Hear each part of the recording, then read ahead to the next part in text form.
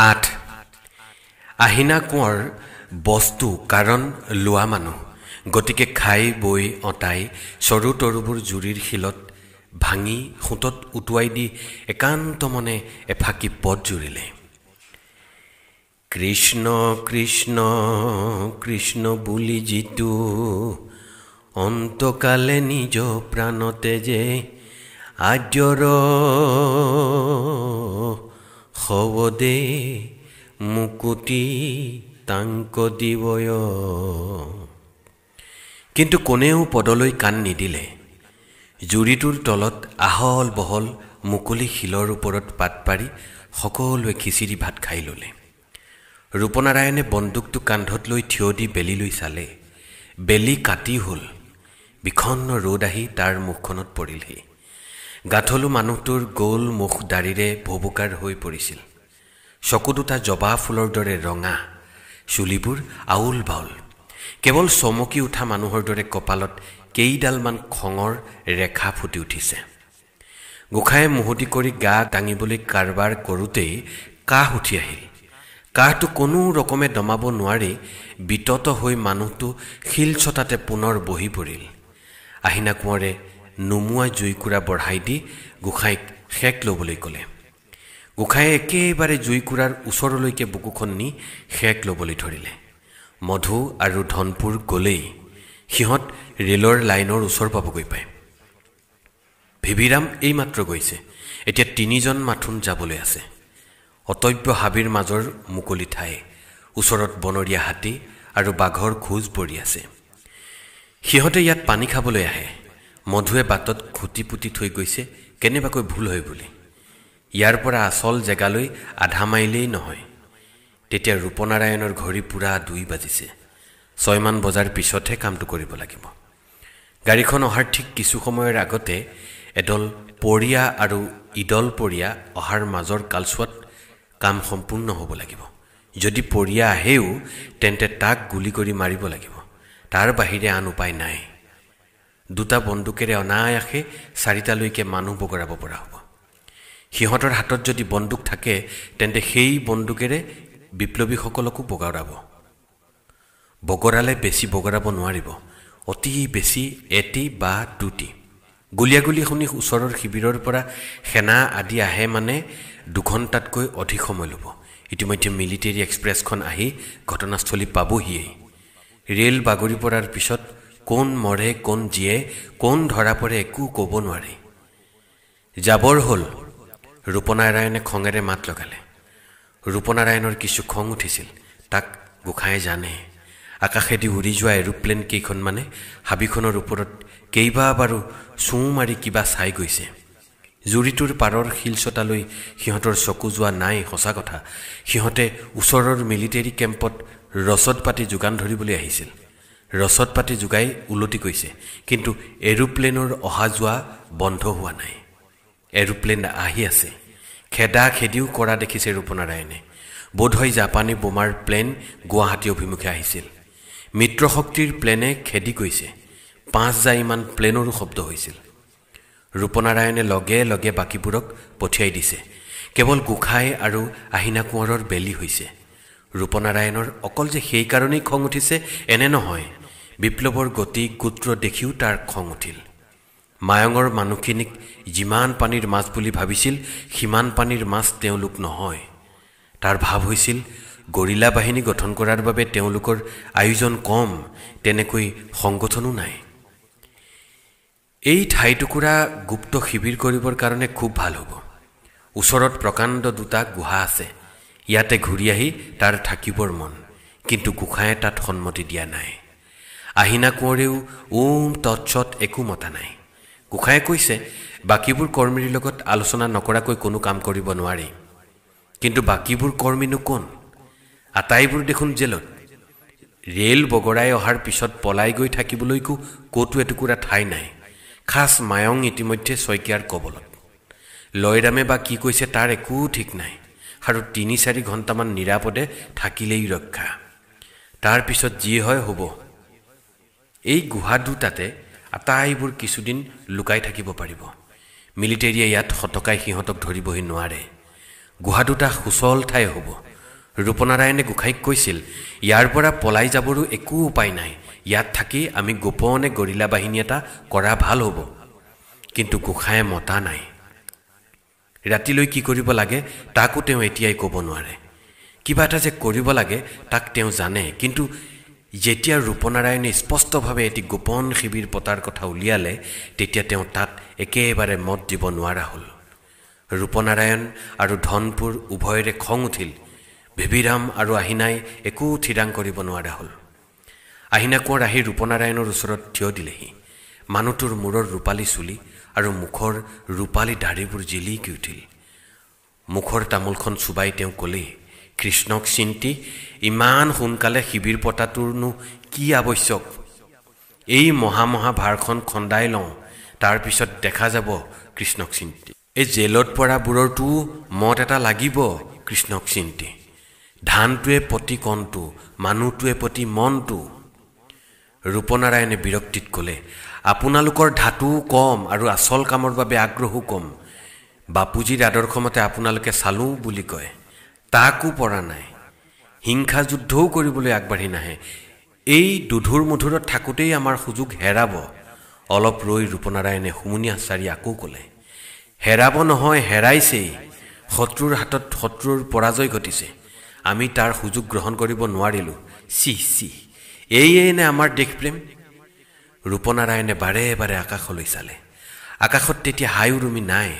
এৰোপ্লেনবোৰ নোহোৱা হৈ দিগন্তত মিলি গৈছে। ৰৌদো মোলান পৰি গৈছে।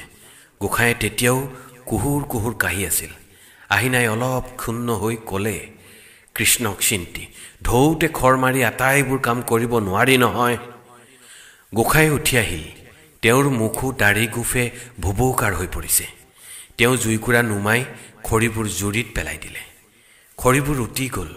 কান্ধত বন্দুকটো, ভাত খোৱাৰ আগতে হোৱা তৰ্কাতৰ্কিবোৰে সকলোৰে মনত অলপ ক্ৰোধ আৰু বেজাৰৰ সৃষ্টি কৰিলে।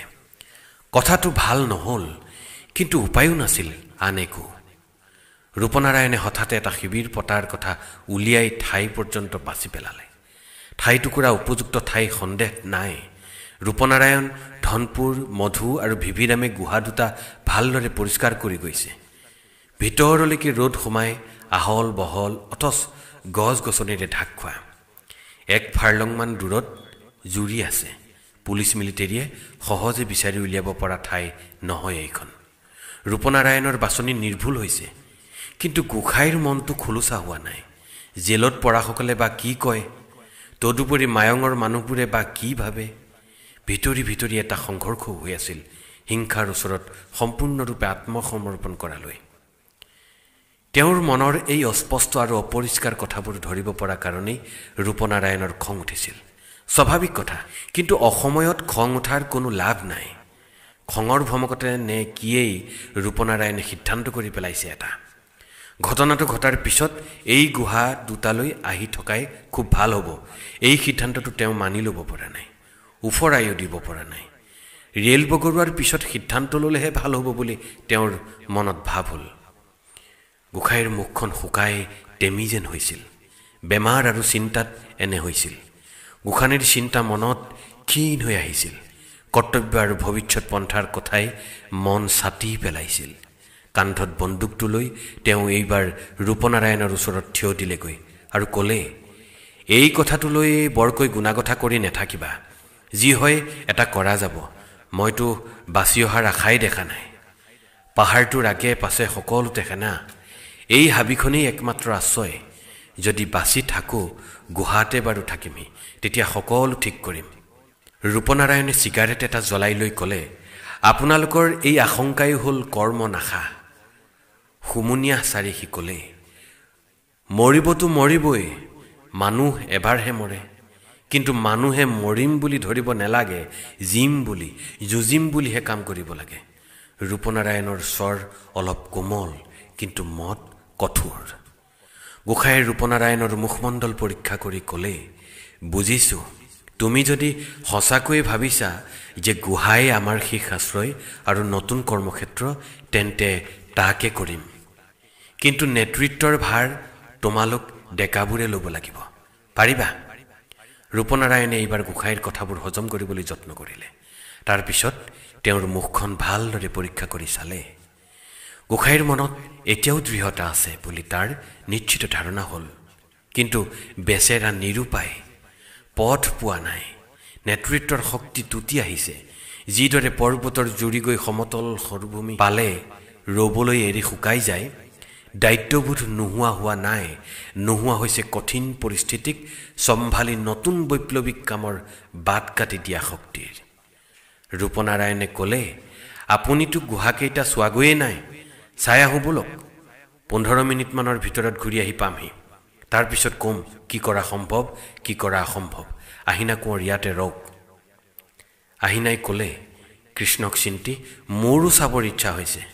ৰূপনাৰায়ণে উত্তৰ দিলে, নেলাগে, ইয়াত তালি টোপোলাবোৰ আছে, এৰি থৈ গ'লে ভাল নহ'ব।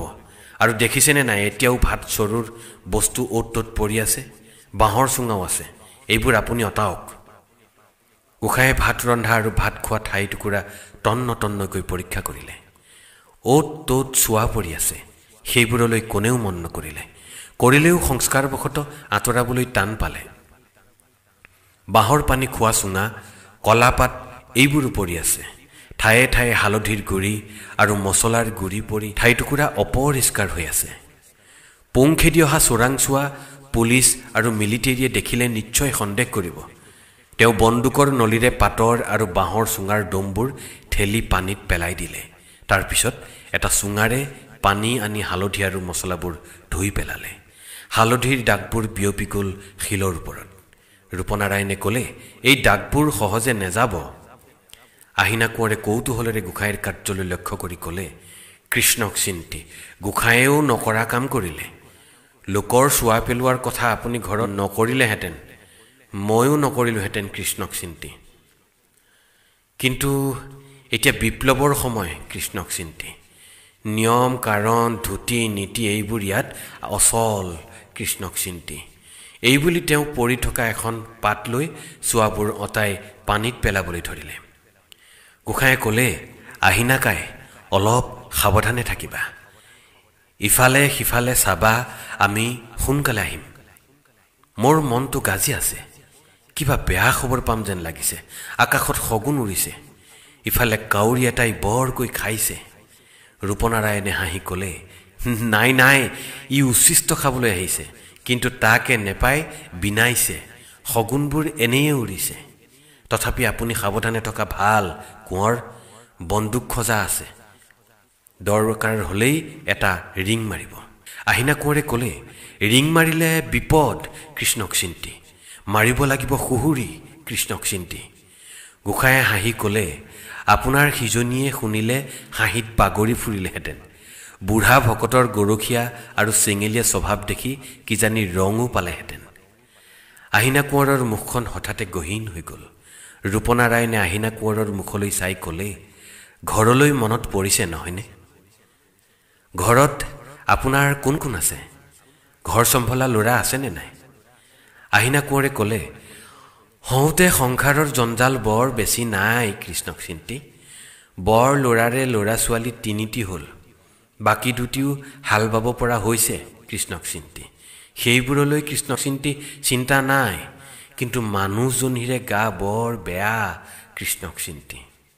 12 মাহৰ 13টা জগৰ সদায় নুগুচে, ডাক্তৰ কবিৰাজ একো লগাব পৰা নাই কৃষ্ণক চিন্তি। গোসাঁয়ে মাজে মাজে হোমিঅ'পেথি দৰৱ দিয়ে, সেয়ে ডাক্তৰখানা এখন নহ'ল অতদিনে।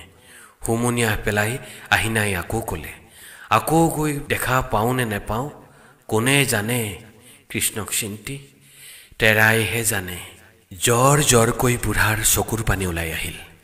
গোসাঁয়ে লাহেকৈ এফাকি পদ মাতিলে, একান্ত ভকত যাৰা হয়, কিছু অৰ্থ তাৰা নবাঞ্চয়, মহাঅদ্ভুত হৰিগুণ নামময়, পৰম মংগল কৃষ্ণ যশ, জাত পৰে আন নাহি ৰস, পৰম আনন্দ সমুদ্ৰ মজিৰ হয়। পদ ভাকি মাতি গোসাঁয়ে আকৌ ক'লে, তোমাৰ যেনে দুখ আমাৰো একেই, কিন্তু বিষয় বাসনাত মজি থকা সময় নহয় এইটো, গতিকে চকুপানী মচি পেলাওক। ৰূপনাৰায়ণৰ ধৈৰ্য হেৰাই গ'ল। কীৰ্তন নামঘোষাই তাক কোনোদিনে সান্তনা দিয়া নাই। সান্তনা দিছে ইতিহাসে। শ্বহীদৰ প্ৰয়োজন কোনেও নুই কৰিব নোৱাৰে। তাৰ ঘৰতো মানুহ ভৰি আছে। বাপেকে তাক বিয়া কৰাবলৈ কৈছে, কলেজলৈ উভতি গৈ পঢ়া শুনা কৰি ভাল চাকৰি ল'বলৈ কৈছে, কিন্তু তাৰ সহ্য হোৱা নাই। দেশৰ স্বাধীনতা নহ'লে চাকৰি আৰু বিয়াৰ কোনো প্ৰয়োজন নাই। পঢ়া শুনাত খুব ভাল ল'ৰা আছিল ৰূপনাৰায়ণ। নগাঁৱৰ উকিল শইকীয়াৰ ডাঙৰ ছোৱালী হ'ল আৰতী, ক্লাছ 10ত পঢ়িছে। শইকীয়াই তাক কেইবাবাৰো ঘৰলৈ চাহ খাবলৈ মাতি কৈছিল, পঢ়া শুনাৰ বাবে একো চিন্তা নকৰিবা, অক্সফৰ্ড কেম্ব্ৰিজলৈকে যাবা, মোক দেউতাৰাৰ দৰে ভাবিবা আৰু এই ঘৰখন তোমাৰ নিজৰ দৰে ভাবিবা। আৰতীকো অলপ পঢ়া শুনা দেখুৱাই দিবা। তাৰপিছত আৰতীৰ লগতো চিনাকি কৰি দিছিল। সৰু নাহৰ পুলিৰ দৰে চেহেৰা, ওখ লনি, অজানুলম্বিত কেশ আৰু মুখখন যেন ৰ'দ পৰি জিলমিল কৰি উঠা কলঙৰ ৰূপালী পানী। চালে চকুৰোৱা এটা সুন্দৰ ভৱিষ্যত চকুৰ আগত জিলিকি উঠিছিল তাৰ। এই ভৱিষ্যতৰ মোহ এৰি আন্দোলনত যোগ দি সৰ্বশান্ত হ'বলৈ তাৰ ভয় লাগিছিল। ভয় লাগিবৰে কথা। কলেজ এৰি অহাৰ পিছত আৰতীক সি লগ পাইছিল। তাইৰ চকুত আছিল ভয় আৰু কাতৰ মিনতি। সেইবোৰ সি উপেক্ষা কৰি গুচি আহিল। দুখ লাগিছিল, কিন্তু জাতীয় ভাৱৰ আৱেগত তাৰ অন্তৰান্দোলিত হ'ল। সি ৰ'ব নোৱাৰিলে। আৰতীৰ কথা তাৰ মনত পৰিল।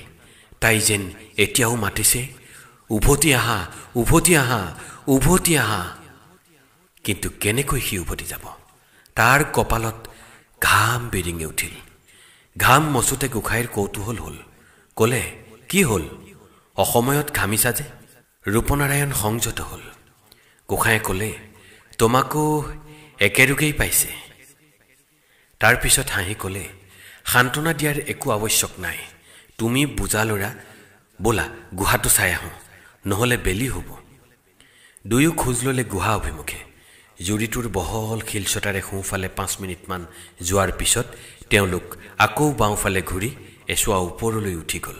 তাৰপিছত তললৈ নামি দুটা টিলাৰ মাজৰ ঘন হাবিৰ মাজত লুকাই নেদেখা হ'ল। যেতিয়া দুয়ো গুহাৰ সন্মুখত থিয় হ'লগৈ, তেতিয়া গোসাঁয়ে ওপৰলৈ চাই মন কৰিলে, ওপৰৰ ঘন সুৰুঙাই দি আকাশখন দেখা পোৱা গৈছে। কেউ কাষে যে এখন পৃথিৱী বাচি আছে ঘন বনৰ সিপাৰে, তাক তেওঁ ভাবিবই পৰা নাছিল। অতি নিৰ্জন আৰু গোপনীয় স্থান, সন্দেহ নাই। গুহাৰ মুখ দুটাত দুজোপা প্ৰকাণ্ড জৰিগছ আৰু জৰিগছ দুজোপাৰ মাজত কেইশটামান ডাঙৰ ডাঙৰ শিল। ৰূপনাৰায়ণে চিন্তামগ্ন হৈ ক'লে, এই ডাঙৰ ডাঙৰ শিলবোৰ কোনোবা আদিবাসীৰ পূজাৰ স্থান। বৰ সুন্দৰ ঠাই গোপন শিবিৰৰ বাবে। এতিয়া গুহাত সোমাও আহক। গোসাঁয়ে নীৰৱে ৰূপনাৰায়ণৰ পাছ ল'লে। প্ৰথম গুহাটো প্ৰকাণ্ড।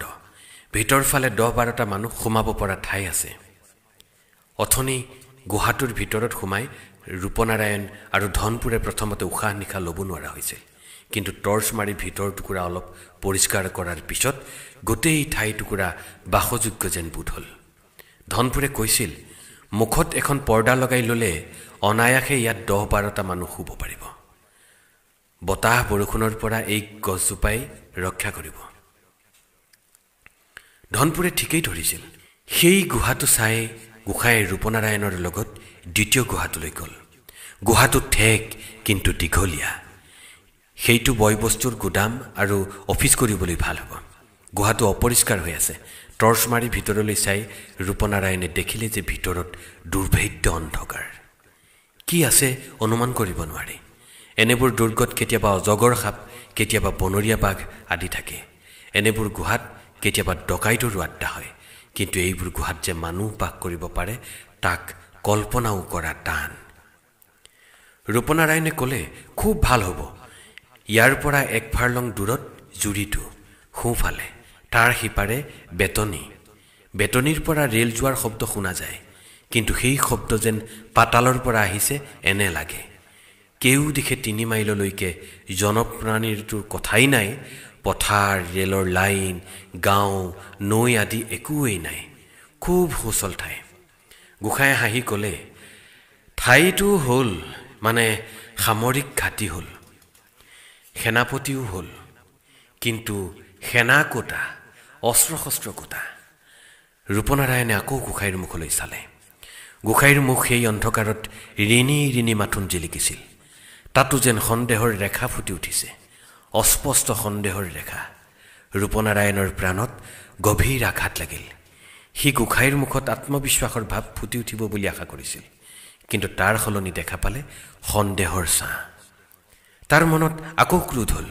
খাটি কৰ্মীৰ মনত দেখা দিয়া এই সন্দেহৰ কুঁৱলীয়ে বিপ্লৱৰ বাট ঢাকি ধৰিছে। ৰূপনাৰায়ণে বিৰক্তিত ক'লে, এই প্ৰশ্ন কৰাৰ অৰ্থ হ'ল বিপ্লৱৰ ভাৱ গ্ৰহণ নকৰা। গোসাঁই নীৰৱ হ'ল। তেওঁ বিচলিত নহৈ ক'লে, ভাৰতৰ ৰাইজৰ বিপ্লৱ এটা পথেদিয়েই যে হ'ব, অৰ্থাৎ তোমাৰ পথেদি বা মোৰ পথেদি হ'ব, তাক ভবাটো ভুল। যদি তুমি নেতৃত্ব দিব পাৰা, মই তোমাৰ লগত থাকি কাম কৰিম। অৱশ্যে গৰিলা বাহিনী এটি কৰি যুঁজ কৰাটো টান হ'ব যেন লাগিছে। ৰূপনাৰায়ণে ক'লে, আপুনি প্ৰকৃততে মোৰ দৰে ভবা হ'লে এনে সুৰত কথা নক'লেহেঁতেন। প্ৰত্যেক কৰ্মীৰে মুখত আপোনাৰ মুখত দেখাৰ দৰেই সন্দেহৰ ছাঁ ফুটি উঠিছে। কিছুমানে যেন জেলত পৰাৰ আশা পুহিছে, জেলত পৰিলেই যেন সকলো হ'ব। ৰূপনাৰায়ণে হুমুনি আচাৰি ক'লে, একমাত্ৰ ধনপুৰৰ ওপৰতে মোৰ আশা। গোসাঁয়ে ৰূপনাৰায়ণৰ মুখলৈ চালে। তাত যেন একুৰা জুইহে জ্বলিছে। সেই জুইৰ তাপত মানুহটোৰ গোটেইটো দেহ জ্বলিছে। অকল দেহেই নহয়, মনো। কিন্তু তেতিয়া তৰ্ক কৰিবৰ ইচ্ছা নাছিল গোসাঁইৰ। সুধিলে, 15 মিনিট হোৱা নাইনে? 5 মিনিট আছে আৰু, বলক উভতি যাওঁ, ৰূপনাৰায়ণে ক'লে। তাৰপিছত তেওঁলোক পুনৰ জুৰিৰ শিলচটা অভিমুখে খোজ ল'লে। উভতি যাওঁতে কোনেও কাৰো মুখলৈ চাই কথা নক'লে। কথা ক'বলৈ নাছিল। গধুৰ কথাই দুয়োৰে অন্তৰ ভৰাই থৈছিল। হাবিৰ পৰা ভেকেটা ভেকেট গোন্ধ ওলাইছিল। দুয়োজনে বুজি পাইছিল যে ওচৰত ক'ৰবাত বনৰজা আছে।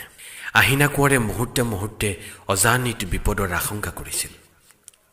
সেইবাবে গোসাঁইহঁতলৈ বাট চাওঁতে চাওঁতে তেওঁৰ চকুত বিষ ধৰিছিল। শিলচটাৰ ওপৰত পৰি থকা চোৱাবোৰ অঁতাই নৈত পেলাই দিয়াৰ পিছৰে পৰা তেওঁ কপিলী নৈৰ ফালৰ পৰা অহা কিছুমান শব্দ শুনিবলৈ পালে। কিহৰ শব্দ তাক তেওঁ ক'ব নোৱাৰিলে, কিন্তু মনটো সন্দিহান হৈ উঠিল। তেওঁ কপিলীৰ ফালে কিছুদূৰ আগবাঢ়ি গ'ল আৰু ওখ টিলা এটাৰ ওপৰৰ পৰা জিলিকি উঠা কপিলী ঘাটৰ বাটটো চালে। সেই বাটৰ কেঁকুৰি এটাত 3জন মানুহৰ সৰু সৰু গা জিলিকি উঠিল। আহিনা কোঁৱৰৰ চকুৱে জলক তবক কৰিছিল। বুঢ়া চকুৰে মানুহকেইটাৰ দেহ ৰূপ একো ধৰিব নোৱাৰি আকৌ শিলচটাৰ ওপৰলৈ আহি উচ পিচাই আছিল। ৰূপনাৰায়ণক দেখা মাত্ৰকে তেওঁ ক'লে, কৃষ্ণক চিন্তি 3টা মানুহ আহিছে। গোসাঁয়ে একো নামাতিলে। ৰূপনাৰায়ণে গোসাঁইৰ মুখলৈ চালে। গোসাঁয়েও মানুহকেইটা কোন তাক ধৰিব পৰা নাই, সেই কথা স্পষ্ট হৈ গ'ল। অনুমানৰ বাহিৰত কিবা ঘটিছে। শত্ৰুও হ'ব পাৰে, মিত্ৰও হ'ব পাৰে। শত্ৰু হ'লে সৰ্বনাশ। হয় সিহঁতক বধ কৰিব লাগিব, নহয় নিজে মৰিব লাগিব। মিত্ৰ হ'লে সেই ভয় নাই। সিহঁতক অৱশ্যে ৰখা টান হ'ব, কিন্তু কথা হ'ল সিহঁতলৈ বাট চাবলৈ সময় নাই। তেওঁলোক যাবৰ পৰ হৈ গ'ল। গোসাঁয়ে বিমূৰ হৈ ৰূপনাৰায়ণৰ মুখলৈ চালে। ৰূপনাৰায়ণে ক'লে, এবাৰ চাই আহোঁ বলক। নাও উঠোতে পুৰে আৰু নামোতে পুৰে, গতিকে মেৰ ঘৰৰ ভিতৰত ক'তো ছিদ্ৰ থকা উচিত নহয়। ৰূপনাৰায়ণে ঘড়ী চালে। তাৰপিছত ক'লে, আৰু 15 মিনিট সময় আমি বেলি কৰিব লাগিব। বেলি যেতিয়া কৰিব লাগিবই, তেতিয়াহ'লে আৰু আন উপায় নাই। গোসাঁই আৰু ৰূপনাৰায়ণ টিলাটোৰ ফালে গ'ল আৰু তাৰ ওপৰৰ পৰা আহিনা কোঁৱৰে চোৱা দি কলংঘাটৰ আলিবাটৰ ফালে চালে। সৰু ঠেক হাবিতলীয়া বাট। কিছুপৰ থকাৰ পিছত ৰূপনাৰায়ণে এটুকুৰা ওখ ঠাই বগাওঁতে মানুহৰ দেহকেইটি চকুত পৰিল। ওখ পোন বাট বগোৱাৰ ধৰণৰ পৰা সি অনুমান কৰিলে মানুহকেইটা পুলিচ বা মিলিটেৰী নহয়, তাৰে এটা দেহ যে তিৰোতাৰ তাত অকণো সন্দেহ নাই। গোসাঁইৰ মুখলৈ চাই ৰূপনাৰায়ণে ক'লে, মানুহ আমাৰেই হ'ব, কিবা নিশ্চয় বিশেষ খবৰ আছে, নহ'লে কিয় আহিব? অলপ আঁৰ লৈ ৰোৱাই ভাল। গোসাঁইৰ মুখ চিন্তিত হৈ উঠিল। দুয়ো তললৈ নামি আহি আহিনা কোঁৱৰৰ সৈতে গৈ অলপ দূৰৈৰ গছৰ আঁৰত থিয় হ'লগৈ। আহিনা কোঁৱৰে ক'লে, বন্দুককেইটা হাতত ঠিকমতে লৈ থকা হওক কৃষ্ণক চিন্তি। কোনেও একো নেমাতিলে। বিষণ্ণ আবেলিৰ ৰ'দ আৰু বিষণ্ণ হৈ পৰিল। কেওফালে উদ্বিগ্নতাৰ ভাৱ বিয়পি গৈছে। কোনো চৰাই চিৰিকটিৰ মাতে এজনৰো ধ্যান ভংগ কৰিব নোৱাৰিলে। জুৰিৰ ক্ষীণ শব্দও দূৰৈৰ শব্দ যেন হ'ল। 10 মিনিটলৈ ৰূপৰামে ঘড়ী চাই আছে। বাট চাই চাই মন ভাগৰি পৰিছে। বুকুখন টিপ টিপ মাৰিছে। গোঁসায়ে এৰী চাদৰখনে বুকুখন হেঁচি ধৰি আছে। আহিনা কোঁৱৰে মুখৰ ভিতৰতে ভুৰ ভুৰাই পদ মাতিছে। 2 মিনিটমান তেনেকৈয়ে গ'ল।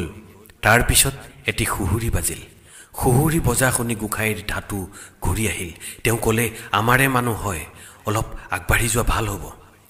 গোঁসাই প্ৰথমতে গছৰ আঁৰৰ পৰা ওলাই আহি শিলচটাত বহিল। অলপ পিছতে বল বাহাদুৰৰ মাত শুনা গ'ল। তাৰ পিছত তাৰ দেহটো দেখা গ'ল। তাৰ পিছত দধিৰ পিছত কলিৰ। ৰূপনাৰায়ণ নামি আহি শিলৰ ওপৰত থিয় হ'লহি। আহিনা কোঁৱৰো আহিল। দধিয়ে ক'লে, নেপামহি বুলি ভাবিছিলোঁ। বল বাহাদুৰ নোহোৱা হ'লেতো অহা টানেই হ'লহেঁতেন। দধি বহি পৰিল। কলিয়ে ফোপাই ফোপাই ৰক্ষা পোৱা নাছিল। থিয় বাট তাতে আহিছে কোবা কোবিকৈ। কেৱল বল বাহাদুৰ থিৰেৰে আছিল। ৰূপনাৰায়ণে বল বাহাদুৰৰ মুখখন একান্ত মনে নিৰীক্ষণ কৰিছিল। বগা উজ্জ্বল বৰণ। বঙালী খনিকৰে সজা মহিষাসুৰৰ মুখখন চাবই নালাগে। গোঁফো আছে জিলিকি। চকুকেইটাত একো ভাৱ বিৰিঙি উঠা নাই। 1 মিনিটমান দধি নিমাতে ৰ'ল। তাৰ গাল মুখ চকু সোমাই গৈছে। চকুকেইটা ৰঙা পৰিছে। সি খেপ ঢুকি ক'লে, লয়ৰামক ৰাখিব নোৱাৰিলোঁ। বোধহয় এতিয়া মানে ধৰা পৰিছে। শইকীয়াই সকলো কথা জানিব পায়। জয়ৰামক দি থৈ আহিছোঁ তাৰ ভাৰ। গাৰুৰ সাজত জয়ৰামক ধৰিবই পৰা নাছিলোঁ। সি মোক ইয়ালৈ আহিবলৈ ক'লে। লয়ৰামৰ লগৰ মানুহটো শান্তি সেনাবোৰে ৰখি আছে।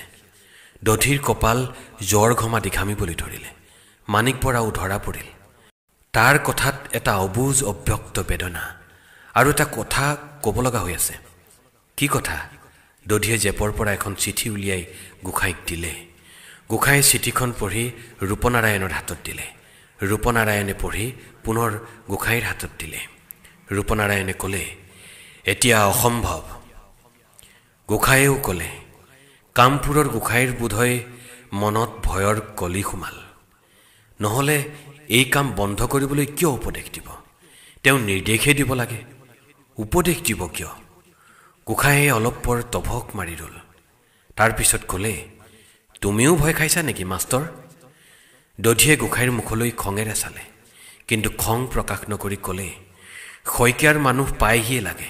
কমাৰকুছিৰ গোঁসানীহঁতক সিহঁতে গ্ৰেপ্তাৰ কৰি দিলে। কঁকালত জৰি লগাই নিছে। আৰু গৰ্ভৱতী মানুহজনীৰ বাটত কি হয় তাক ভাবি মোৰ চিন্তা লাগি আছে। যি হয় হ'ব, গোঁসাইয়ে ক'লে।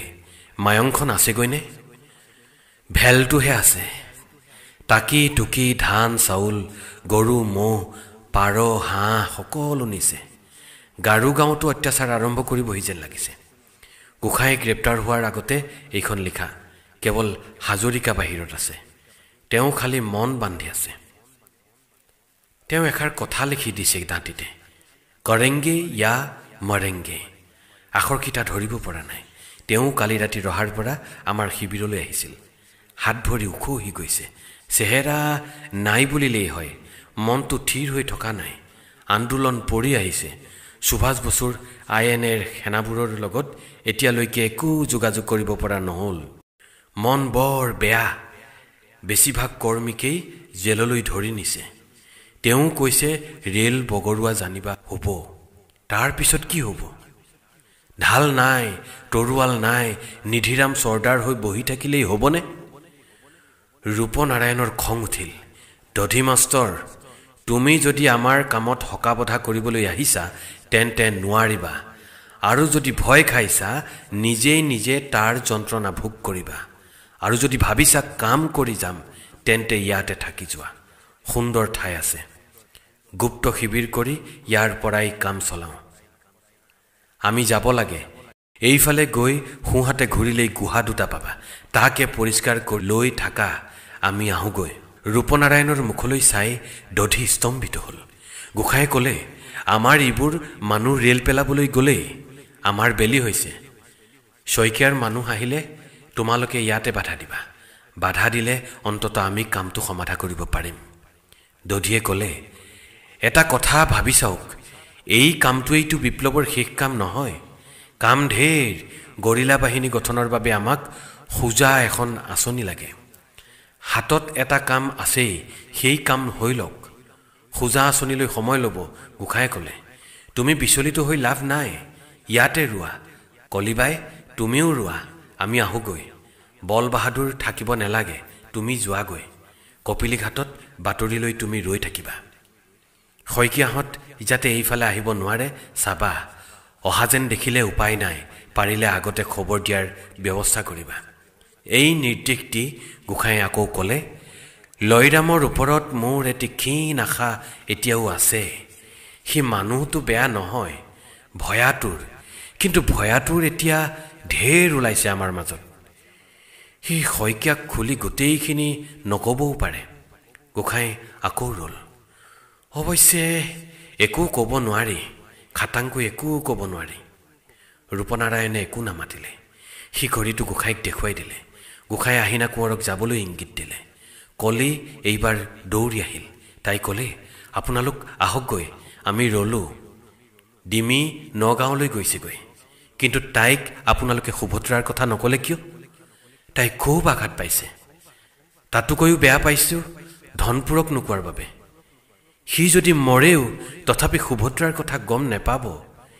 কি কাঠচিতিয়া আপোনালোক। কলিয়ে কথা কোৱাৰ গত দেখি আহিনাই মাত লগালে। ময়ো ভাবিছোঁ কৃষ্ণক চিন্তি। সি বাঘৰ আগতেল খোৱা মানুহ। কৃষ্ণক চিন্তি সি জানিলেও সহিব পাৰিব। কৃষ্ণক চিন্তি সহিব পৰা শক্তি তাৰ আছে। কৃষ্ণক চিন্তি তাক ক'ব লাগিছিল। গোসাঁয়ে ক'লে, তাক ক'বলৈ সময় আছে, কিন্তু তুমি কিয় আহিলা কলি? কলিয়ে একেথৰে গোসাঁইৰ মুখলৈ চাই ৰ'ল। তাৰপিছত জ্বৰ জ্বৰকৈ তাইৰ চকু পানী বৈ আহিল। তাই ক'লে, মোৰ সোণামুৱাহঁতক বিপ্লৱৰ পৰা বিৰত কৰে বুলি মোৰ ভয় লাগিছিল। মহাত্মাক লগ পাবৰে পৰা সূতা কাটিছোঁ। আজি পুৱাও ডিমিৰ লগত বহি সূতা কাটিছোঁ। এডাল সূতাত আউল লগা নাই। তোমালোকৰ সূতা কটা অভ্যাস নাই, সেইবাবে মনত আউল লাগিছে, বুজিছা? তোমালোকৰ ভুল হোৱা নাই। কৰ্তব্য কৰি যোৱা। যদি মৰা মৰিবা, বাচি থাকিনো কি কৰিবা? মই বুঢ়ী হ'লোঁ, তথাপি যদি তোমালোকে মোক বিচৰা মই তোমালোকৰ লগত যাম, এই বুলি আহিলোঁ। দধিয়ে অনা চিঠিখনে তোমালোকক আউল লগাব বুলি ভয় হৈছিল। পিছে এতিয়া মোৰ ভয় নাই। মনত আউল নলগাবা। মই ইয়াতে তোমালোকলৈ বাট চাই থাকিম, বিশেষকৈ ধনপুৰলৈ। সুভদ্ৰাৰ অবিহনে তাৰ জীৱন অসহনীয় হ'ব। কিন্তু মই তাৰ চকুপানী দুধাৰি মচি দিব লাগিব। ৰূপনাৰায়ণে আকৌ ঘড়ী দেখুৱালে গোসাঁইক। তিনিও শিলচটাৰ কাষত জুৰি পাৰ হৈ ওপৰলৈ উঠিল আৰু লাহে লাহে হাবিৰ মাজত নেদেখা হ'ল। বহুত সময় দধিৰ মাতবোল নাছিল। নিজৰ ওপৰত তাৰ ধিক্কাৰ জন্মিল। ৰণক্ষেত্ৰ পৰিহাৰ কৰি অহা তাৰ উচিত হোৱা নাই। জীৱনলৈ মোহ তাৰ বোধহয় আছে, কিন্তু এই মোহ এৰিব লাগিব। সি বল বাহাদুৰক ক'লে, বল বাহাদুৰ ব'লা গুহা দুটা চাই আহোঁ, তাৰপিছত তুমি যাবগৈ পাৰিবা।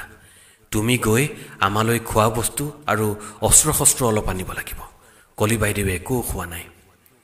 বল বাহাদুৰে হাঁহি ক'লে, সেইবাবে একো চিন্তা নকৰিবি, মই দি থৈ যামহি। দুয়ো গুহা চাবলৈ গ'ল। কলিয়ে কান্ধৰ বেগটো নমাই তাৰ পৰা টাকুৰি এটা উলিয়ালে, ডাঙৰ টাকুৰি। সেই টাকুৰি উলিয়াই তাই এঠাইত বহি পাঁজি এটাত সূতা কাটিবলৈ ধৰিলে। সূতা কটাৰ লগে লগে তাইৰ দুচকুৱেদি জ্বৰ জ্বৰকৈ চকু পানী বৈ আহিল। তাইৰ মনৰ ভিতৰত এটা গুমগুমনি উঠিল। এটা যেন ধুমুহা আহিছে, প্ৰবল ধুমুহা। হাবিৰ গছ গছনিৰ তলিৰ শিপালৈকে উভালি পেলাইছে ধুমুহাই।